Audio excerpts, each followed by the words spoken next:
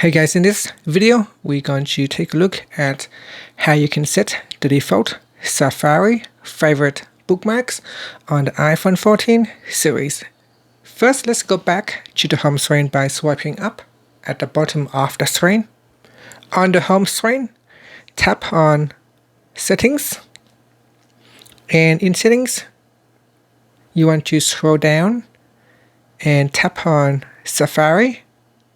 Next, we go down to the General section and tap on Favorites. Now in here, go and select a folder that you would like to use as the default. So in here we've got Favorites, subfolder, subfolder 3 and subfolder 2. Now if you want to create a different folder, you need to do that directly from your Safari browser. So in here you can create a folder. So you can tap on Edit, and in here you can create a new folder.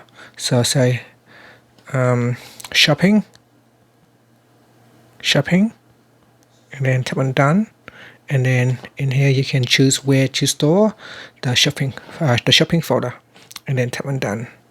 Now we go back into here into Favorites. So in Favorites, now we've got a new folder called Shopping, as you can see.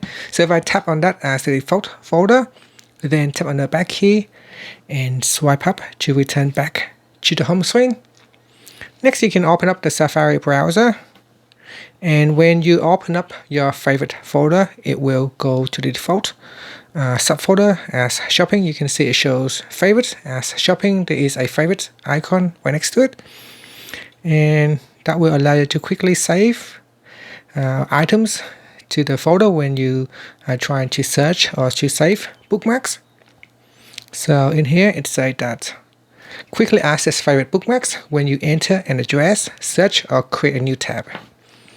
And that's it. Thank you for watching this video. Please subscribe to my channel for more videos.